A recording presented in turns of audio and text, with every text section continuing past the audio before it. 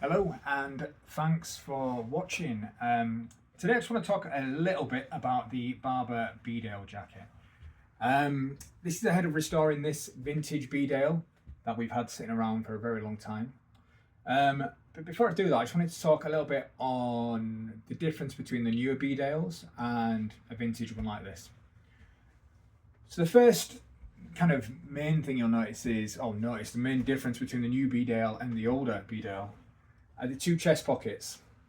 So a lot of the modern Barbers, your standard Beauforts or any Ashby Bedales, they simply don't have them.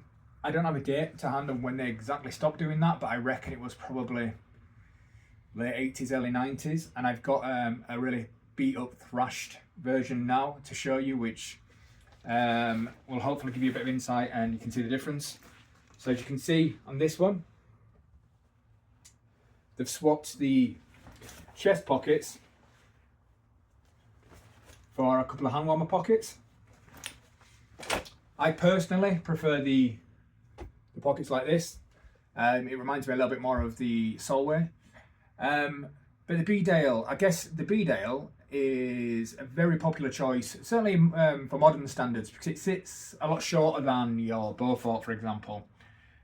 Whereas you've got the kind of classic Spey, which is more of a cropped jacket. The modern fit certainly sits around a more cropped fit.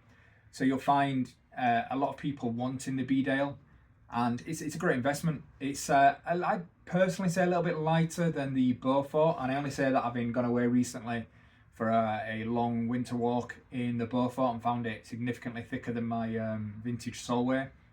I'd say the Bedale is a real good contemporary all-round choice if you just want to kind of add a Barbour to your collection. It works as well dressed up as it does dressed down, and it will take a beating, as you can see. But if you can get a vintage one, which I've seen online for not a lot of money, to be honest, you can get these in this condition for around £50 if you look hard enough. I think this is a solid investment. Another thing you'll notice on these is they don't have the rear poacher's pocket that the Beaufort has. But yeah, it's a really lovely jacket, is this one. So what I'm going to do now is give this a clean, get this on the table, give it a reproof, and hopefully that should come up as good as new.